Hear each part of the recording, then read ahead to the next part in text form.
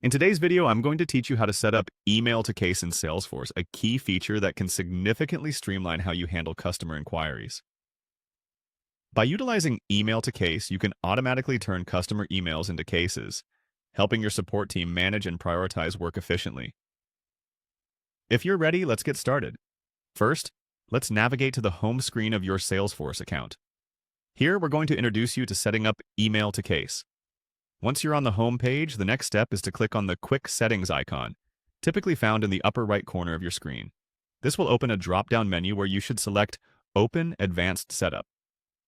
This section is your gateway to all the behind-the-scenes configurations Salesforce has to offer. Now that you're in Advanced Setup, type Email to Case into the search bar. This is a convenient way to narrow down the vast options available to you and go directly to the settings we need. When the Email to Case option appears, go ahead and click on it. Once there, look out for the Edit button and click it. It will allow you to make the necessary changes to set up Email to Case. Here, your primary focus should be on enabling the feature.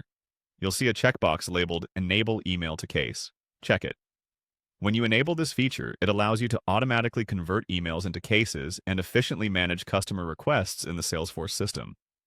This capability is crucial for teams wanting to optimize their workflows. After enabling email to case, remember to save your changes. Clicking Save ensures that your configurations are applied and that the feature is active. Next, you'll need to address the routing addresses. You'll find a New button here. Click it to enter a new routing address. This part is important because it's where you define your routing name and the email address that Salesforce will use to receive incoming emails that need to be turned into cases. This routing address is how Salesforce knows where to send incoming customer inquiries. Additionally, you'll need to select a case owner.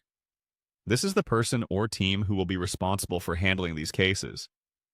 Choosing a case priority is also essential and can help in organizing and triaging cases based on urgency. Specifying a case origin, whether it's email, phone, or social media, for instance, can also assist in filtering and managing cases effectively. Once you've selected your preferences, click Save again to finalize these settings. The final task is to focus on the email services address.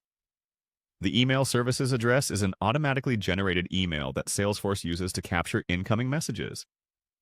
Understanding what you can do here is crucial. It allows you to customize how emails are processed and ensures that they flow seamlessly into the case management system within Salesforce. And that's it! By following these steps, you've successfully set up email to case in Salesforce, empowering your customer support team to work more effectively and provide outstanding service to your clients. Thank you for watching, and I'll see you in the next tutorial.